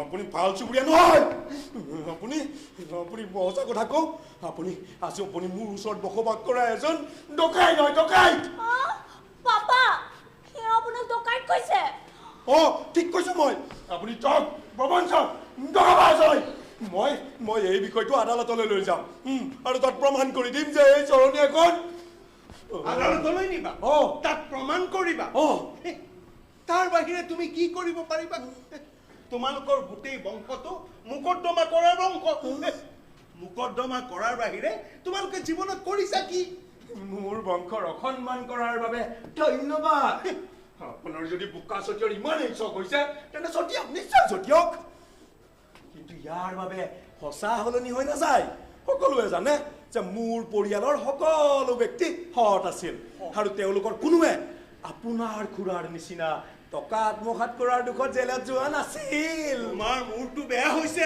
পৰিয়ালত ভাল কাৰ আছিল তোমাৰ পৰিয়ালটোতো পাগলৰ পৰিয়াল বোলা হয় মোৰ শিৰবোৰ ফাটিব ধৰিছে মই কৈছো তোমাৰ ককা পাগল আছিল পানীৰ দৰে মদ খাইছিল আৰু তোমাৰ সৰু খুৰীয়ে এটা মিস্ত্ৰীৰ লগত পলাই গৈছিল আপোনাৰ মা কুচি আছিল কি মোৰ বুকুখন বেয়াকৈ কমিব ধৰিছে মোৰ গোটেই শৰীৰটো নিষ্ক্ৰিয় হৈ গৈছে মোৰ অন্তৰখন ডুবি যাব ধৰিছে তোমাৰ দেউতাৰ নম্বৰী জোৱাৰী আছিল সদায় আগত আৰু তোমাৰ খুৰীয়াৰা লেতেৰা উৰা বাতৰি বিয়পন সদায় আগত মোৰ বাও ভৰিখন চিনচিনাব ধৰিছে আপুনি নিজৰটো কওক আপুনি 1 নম্বৰ ধুৰন্ধৰ হয় মোৰ কলিজাটো বেয়াকৈ কমিব ধৰিছে আপুনি মিঠাচুৰি হয় এই কথা কাৰোৰ পৰা লুকাই থকা নাই যে নিৰ্বাচনৰ আগত আপুনি মেয়ৰ পৰা মোৰ দ্বাৰা আৰু সহ্য হৈ থকা মোৰ দ্বাৰা আৰু থিয় হৈ থকাটো অসম্ভৱ মই সহ্য কৰিব নোৱাৰা হৈছো মোৰ হেডটো ক'ত আছে আপোনাৰ এটা কথা আৱৰ্জনাৰে ভৰা আৰু তাৰ ওপৰত আপুনি দেখুৱায় যে আপুনি বহুত ভদ্ৰ লোক তুমি দুমুখীয়া খাব বুজিলা সেইটো মোৰ হেডটো পাই গলো মই মৰিব ধৰিছো মোৰ ভৰি দুখন অচল হৈ গৈছে মই কোনফালে যাম সেইফালে সেইফালে মই মৰিব ধৰিছো মোৰ ভৰি দুখন অচল হৈ গৈছে ইয়াৰ পৰা তুমি চিধা আদালতত যাবা আমি চাই লওঁ আৰু কেতিয়াও আমাৰ ঘৰত ভৰি দিবলৈ নাহিবা মিছলীয়া আৰু হাৰামজাদাৰ চৰম সীমা পাৰ কৰি গৈছে মোৰ মুখতে কয় যে চৰণীয়াখন তাৰ পূৰ্বপুৰুষৰ হয় তাৰ হয় আৰু পাপা সেইটো ক'লে যে আমি বোলে ডকাইত হয় ঠগবাজ হয় বেইমান হয় প্ৰবঞ্চক হয় মাটি হৰলুকি কৰা মানুহ হয় কি ক'লে কি আমি ডকাইত মাটি হৰলুকি কৰোতা আমি বেইমান আৰু বহুত কিবা কিবি তাৰ সাহসটো চা সি আমাক ডকাইত আৰু বেইমান বোলা এই কাৰ্টুনটোৱে আজি মোৰ ওচৰলৈ প্ৰস্তাৱ লৈ আহিছিল প্ৰস্তাৱ কেনেকুৱা প্ৰস্তাৱ বিয়াৰ প্ৰস্তাৱ সি কপা মাতেৰে কৈছিল আপোনাৰ শালীন পুত্ৰী নাতালিয়াক মই বিয়া পাতিব বিচাৰো বিয়াৰ প্ৰস্তাৱ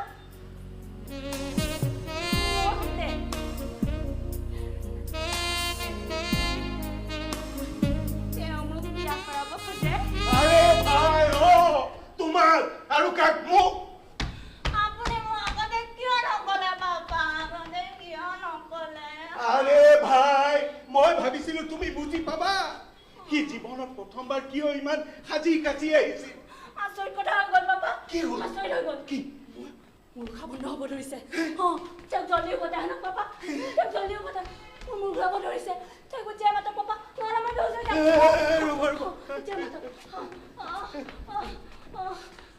বেহুচ হ'ব নালাগে, বেহুচ হ'ব নালাগে। মই তাক মাতি আনিম বাৰু। কি যে সমস্যাত পৰো। প্ৰথমতে আমি তাক গালি পাৰো, তাক তাক থক বুলি কওঁ, তাক এই পৰ্যন্ত কৈ দিওঁ সি যাতে আমাৰ ঘৰত কেতিয়াও ভৰি দিবলৈ নাহে। আৰু এতিয়া তাক মই মাতিবলৈ যাওঁ। ঠিক আছে, ঠিক আছে, যাওঁ বাৰু মাতিবলৈ।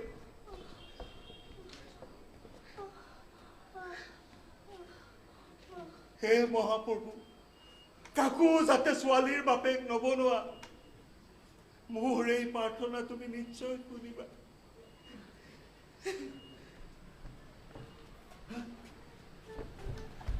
আপুনি উভতি কিয় আহিল বাবা? আৰে ভাই, কি এইফালে ভৰভৰাই আহি আছে।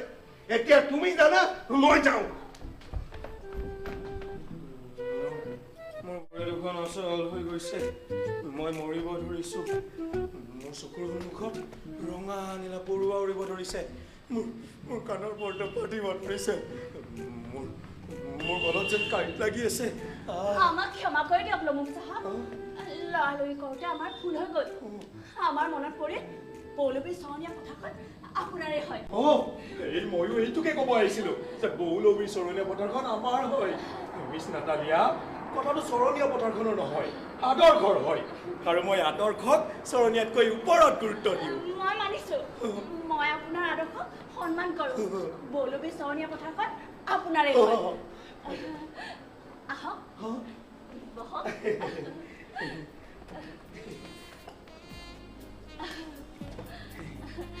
যিবোৰ হৈ গ'ল যাক পাহৰি এতিয়া অলপ বেলেগ কথা পাতো। কেনেকে আৰম্ভ কৰোঁ কথা? আচ্ছা কওকচোন, আপুনি চিকাৰ কেতিয়া গৈ আছে? বৰ্তমানতো কোনো আশা দেখা নাই মিছ নাটালিয়া। কিয় লমুক চাহাব? মানুহে কয় আপুনি বহুত ভাল চিকাৰী। চিকাৰী আছিলো, কিন্তু এতিয়া নহয়। মোৰ চিকাৰী কুকুৰ ট্ৰেগৰৰ ঠেংখন ভাঙি গৈছে। এতিয়া চিকাৰৰ পিছত দৌৰিব নোৱাৰে। বেচেৰা ট্ৰেগৰ, কিন্তু তাৰ ঠেং কেনেকে ভাঙিল? অন্য খেচেৰা কুকুৰবোৰে তাক হিংসা কৰিছিল। কোনোবা ৰক্ত পিপাসু কুকুৰে তাৰ ঠেংখনত বেছিকে আঘাত কৰি দিলে। এইটোতো বহুত বেয়া হ'ল, বেচেৰা ট্ৰেগৰ। মই এতিয়া আপোনাক কি ক'ম মিছ নাটালিয়া? ট্ৰেগৰ মোৰ আটাইতকৈ ভাল কুকুৰ আছিল। মই তাক মিডলভৰ পৰা 125 ৰুবলত কিনি আনিছিলো। 125 ৰুবল?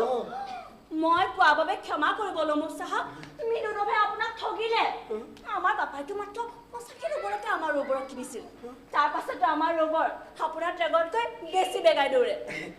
আপুনি ভাল ধেমালি কৰিব পাৰে মিছ নাটালিয়া। আপোনাৰ ৰুবৰ ভাল নচলৰ কুকুৰ নহয়। আপুনি চাগে পাহৰিছে যে আপোনাৰ ৰৌবৰৰ তলৰ পাৰিদাত সৰু হয়, আৰু তেনেকুৱা কুকুৰৰ চিকাৰৰ ওপৰত কব্জা কমজুৰি হয়। চিকাৰ সিহঁতৰ মুখৰ পৰা ওলাই গুচি যায়। প্ৰথমবাৰৰ বাবে এনেকুৱা আমোদজনক কথা শুনি আছো, সেইটো আপোনাৰ পৰা। আমাৰ ৰবৰৰ তলৰ পাৰিদাত সৰু হয়। নিশ্চয় আপুনি তাক জুখিছিল। হয়, সি চিকাৰৰ পিছত দৌৰিব ভাল হয়, কিন্তু যেতিয়াই তাৰ চিকাৰৰ ওপৰত কব্জাৰ প্ৰশ্ন উঠে তেতিয়া তাক বেকাৰ বুলি ভাবক। আৰু আপোনাৰ সেই বুঢ়া কুচিত ট্ৰেগৰ, তাৰ প্ৰশংসাতে কিবা অলপ কওক। মোৰ ট্ৰেগৰ এটা উত্তম তেজস্বী কুকুৰ। ই বুঢ়া হয়, কিন্তু তাৰ পাছতো মই তাক আপোনাৰ আধা ডৰ্জন ৰবৰ কুকুৰৰ সলনিও দিব নোৱাৰিম। ট্ৰেগৰ বঢ়িয়া কুকুৰ হয়। সঁচা কথা। সেইকাৰণেতো এই আপোনাৰ ৰবৰক কোনোবা অকৰ্মণ্য কুকুৰে, চিকাৰী কুকুৰে কামুৰিলে, আৰু তাৰপিছত আপুনি তাৰ পৰা ৰবৰক বচাব নোৱাৰিলে, ট্ৰেগৰক বচাব নোৱাৰিলে। এইটোতো এটা দুৰ্ঘটনা আছিল, যিকোনো কুকুৰৰ লগত হ'ব পাৰে। যদি আপোনাৰ ৰবৰকো অন্য কুকুৰে কামুৰিলে হয়, তেতিয়াতো আপোনাৰ ৰবৰ এতিয়ালৈ কেতিয়াবাই মৰি থাকিলে হয়। মোৰ ৰবৰৰ বিষয়ে আপুনি এনেকুৱা অশুভ কথা নকব। ঠিক আছে, নকওঁ। বাছ আপুনি এই সত্যটো স্বীকাৰ কৰি লওক যে মোৰ ট্ৰেগৰ আপোনাৰ ৰৌবৰতকে অতি গুণে শ্ৰেষ্ঠ। আজি আপুনি ওলোটা কথাবোৰ কিয় কৈ আছে লমুক চাহাব? প্ৰথমতে আপুনি ক'লে যে পৌলবী চৰণীয়া পথাৰখন আপোনাৰ হয়, আৰু এতিয়া কৈ আছে যে আপোনাৰ ট্ৰেগৰ আমাৰ ৰবৰতকৈ 1000 গুণে ভাল হয়। চাওক মিছ নাটালিয়া, মোৰ সঁচা কথা কোৱাৰ অভ্যাস। সঁচা কথাহে কওঁ, মোৰ ট্ৰেগৰ এটা বঢ়িয়া উত্তম কুকুৰ হয়।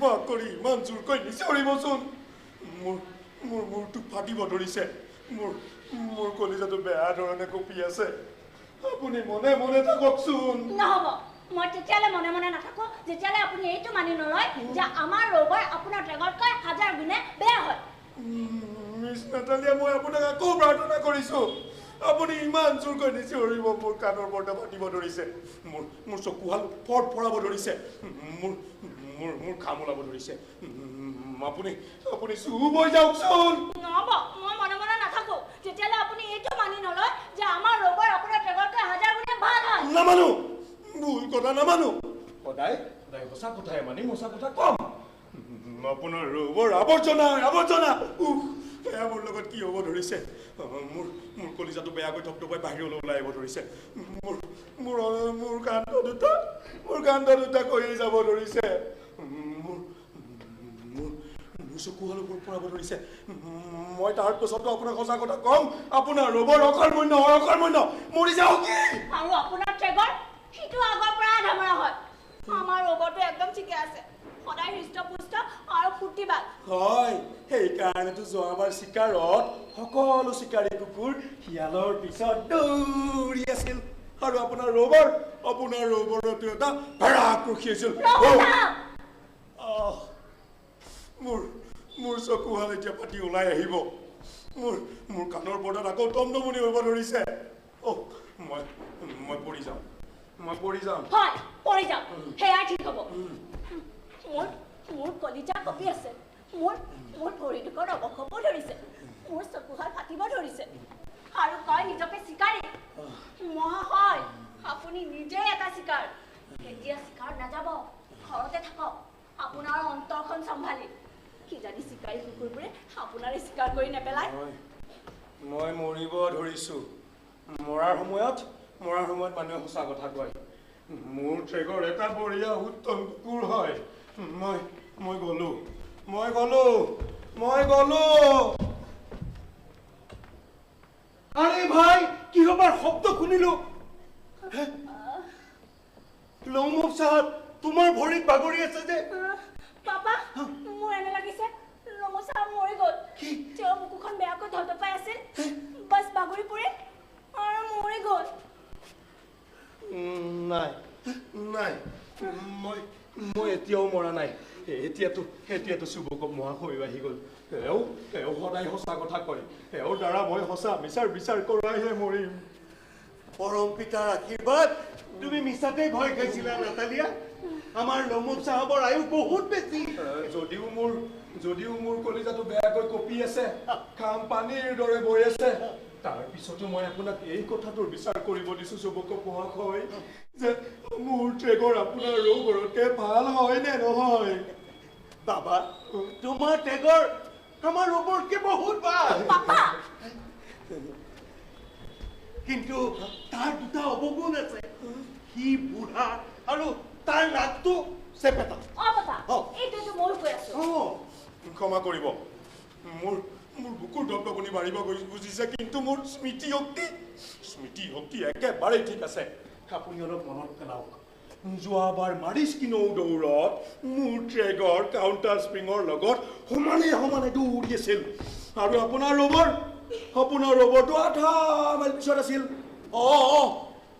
আছিল কিয়নো কাউণ্টাৰ চিকাৰী এটাক নিজৰ চাবুকৰে ঘূণীয়া কৰিছিল সিয়েই কৰে আছিল চিকাৰী এটাক ভালেই কৰিছিল মোৰ খং নুঠাবা ল'ৰা আৰু সঁচা কথা শুনাৰ অভ্যাস কৰিবা কাউণ্টাৰ চিকাৰী এটাক সেইকাৰণে চাবুকৰে কোবাইছিল সি সকলো কুকুৰতকৈ বহুত আগত দৌৰি আছিল আনকি তোমাৰ টেগৰতকৈও আগত আৰু এইটো সকলোৱে জানে তুমি কেনে ধৰণৰ চিকাৰী যাৰ বুকু কপে ভৰি কপে সি কি চিকাৰ কৰিব তুমি কোনো ফালৰ পৰা চিকাৰী নোহোৱাই কি ক'লে আপুনি মই কোনো ফালৰ পৰা চিকাৰী নহয় আৰু আপুনি কোন মাইকেলাল হয় কি আপুনি কাউণ্টক তেল মাৰিবলৈ চিকাৰী হোৱাৰ নাটক কৰে আপুনি গোটেই গাঁওটা ইটোৱে সিটোৰ লগত কাজিয়া লগাই মোৰ কলিজাটো বেয়াকৈ কঁপিব ধৰিছে আপুনি কণ্ডলীয়া হয় আপুনি মিছলীয়া হয় আপুনি বেইমান হয় কি ক'লা মই কণ্ডলীয়া মোৰ কাণৰ ওপৰতে আকৌ ফটিব ধৰিছে হয় আৰু বেইমানো কুকুৰৰ পোৱালি পাজি মুখ চম্ভালি কথা কবি নহলে মই মামৰে ধৰা বন্দুকৰে হুদু চৰাই মাৰা দি মৰি পেলাম তুমি মোক বন্দুকেৰে মাৰিবা গাঁৱৰ ল'ৰা ছোৱালীয়ে জানে তোমাক তোমাৰ পত্নীয়ে পিটিছিল মোৰ ভৰি দুখন অচল হৈ গৈছে মোৰ চকুৰ মুখত ক'লা নীলা পখিলা উৰিব ধৰিছে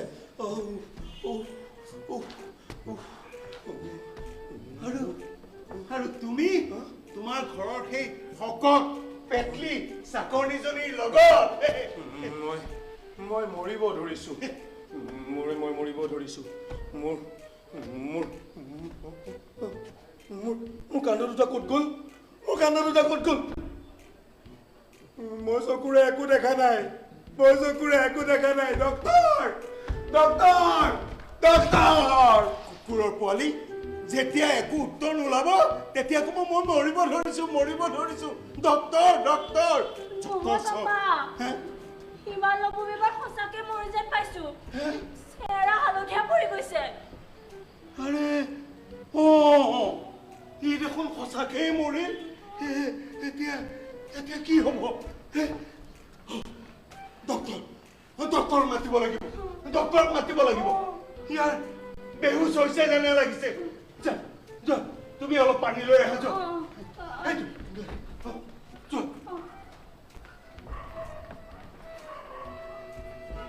লবম চাহাব লবম চাহাব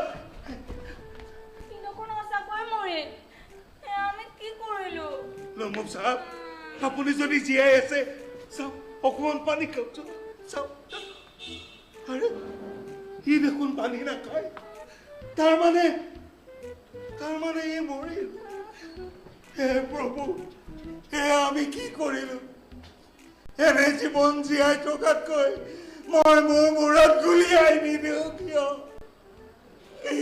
মই মোৰ গলটো কাটি নেপেলাওঁ কিয় কিহৰ বাবে মই জীয়াই আছো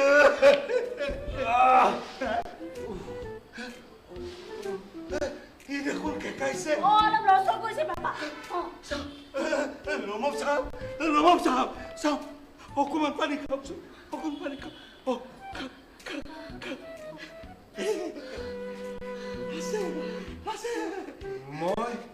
মই ক'ত আছো স্বৰ্গত মোৰ চকুৰ সন্মুখত তৰা নাচি আছে আপুনি ইয়াতে আছে এই পৃথিৱীতে আছে আপুনি যি কৈ আছিল সেই সকলোবোৰ সঁচা মই কি কৈ আছিলো বলবি চৰণীয়া পথাৰখন আপোনাৰে হয় আৰু আপোনাৰ ঠেকত আমাৰ নম্বৰ আৰু নাথালিয়াই আপোনাৰ বিয়াৰ প্ৰস্তাৱ আনি লৈছে আৰু আপুনি নাথালিয়াৰ লগত বিয়া হওক আৰু জহন্নামে যাওক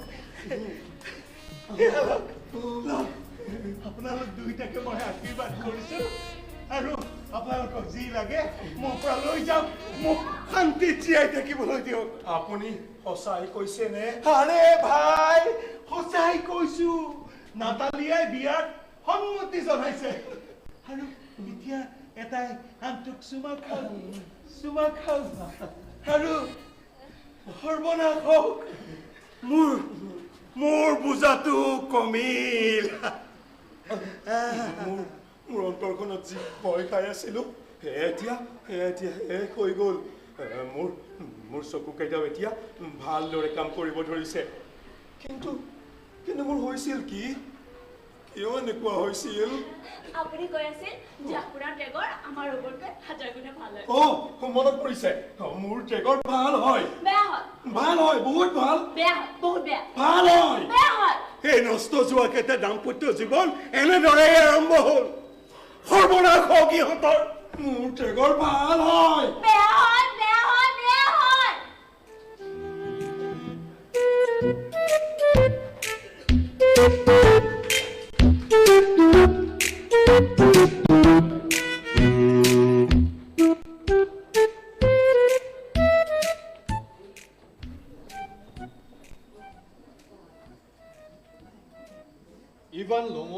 মিছ নাটালিয়াৰ দাম্পত্য জীৱন কেনেদৰে আগবাঢ়িল সেয়া হয়তো পৰম পিতাৰ বাহিৰে আৰু কোনেও ক'ব নোৱাৰিব।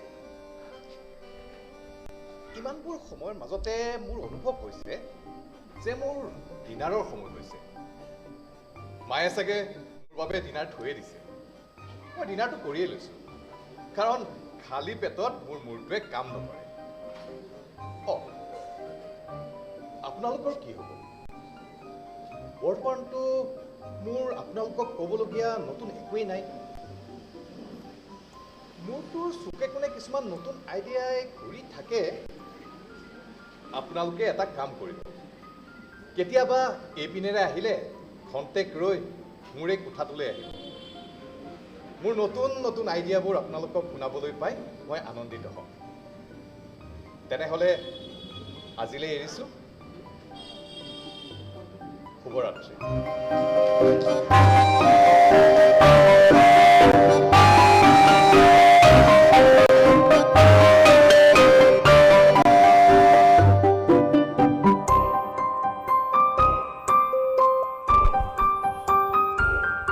হেল্ল',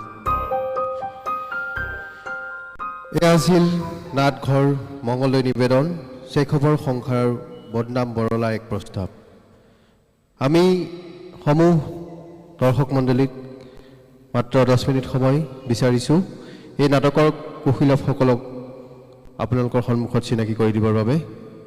আমি এই নাটকৰ সমূহ কুশীলৱক মঞ্চলৈ আমন্ত্ৰণ জনাইছোঁ।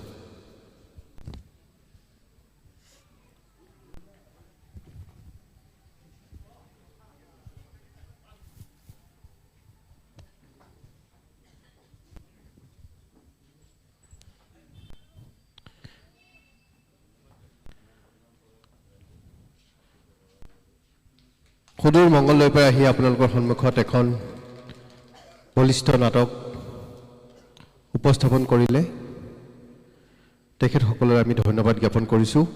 আমি এই নাটকখনৰ পৰিচালক মৃগেন্দ্ৰ নাৰায়ণ কোঁৱৰদেৱক আপোনালোকৰ সন্মুখত চিনাকি কৰিব ওলাইছোঁ। মৃগেন্দ্ৰ নাৰায়ণ কোঁৱৰ, এয়া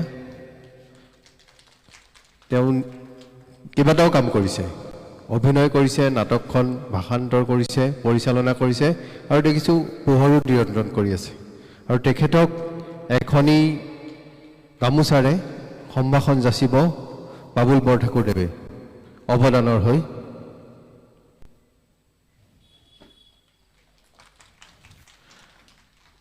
আমাৰ সাংস্কৃতিক বিষয়া জিতেন কুমাৰ দাস আছে নেকি?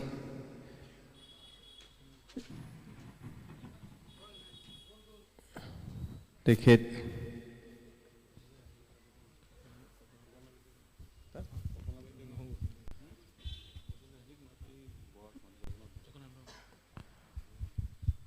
আমাৰ মাজত উপস্থিত আছে আমাৰ সকলোৰে সন্মানীয়, সকলোৰে পৰিচিত জগন্নাথ বৰা ডাঙৰীয়া। তেখেতক মঞ্চলৈ আমন্ত্ৰণ জনাইছোঁ। আমাৰ কুশীলৱসকলক এখনি প্ৰশংসা পত্ৰ প্ৰদান কৰিবৰ বাবে। আৰু মই মাইক্ৰফোনটো আগবঢ়াই দিছোঁ মৃগেন্দ্ৰ নাৰায়ণ কোঁৱৰদেৱক, তেখেতসকলৰ কলা কৌশলীৰ লগত আপোনালোকৰ লগত পৰিচয় কৰাই দিবৰ বাবে। নমস্কাৰ। মই মোৰ কলা কুশলী আৰু তথা অভিনেতাসকলক চিনাকি কৰি দিবলৈ ওলাইছোঁ। প্ৰথমতে ছাউণ্ডৰ বিভাগত আছিল মিউজিকৰ হিমৰাজ হাজৰিকা। পোহৰৰ দায়িত্বত আছিল দেৱব্ৰত শৰ্মা। তেওঁ এটা চৰিত্ৰও কৰিছে লোমবৰ। তাৰপাছত চেখবৰ চৰিত্ৰত আছিল কুমৰেশ দত্ত আৰু হাজবেণ্ডৰ চৰিত্ৰত প্ৰণৱ ডেকা আমাৰ চেখবৰ চৰিত্ৰত আৰু বাপেকৰ চৰিত্ৰটো চুবু কবৰ। তাৰপাছত ৰীমা শইকীয়া আইৰিনা ৱাইফৰ চৰিত্ৰত আৰু কুমাৰী দীপিকা ৰাণী দেৱী আপোনাৰ নাটালিয়াৰ চৰিত্ৰত। আৰু আমি 7জনে আহিছিলোঁ মঙলদৈৰ পৰা আজি নাট পৰিৱেশন কৰিবলৈ। আমাৰ গ্ৰুপটোৰ নাম হৈছে নাটঘৰ।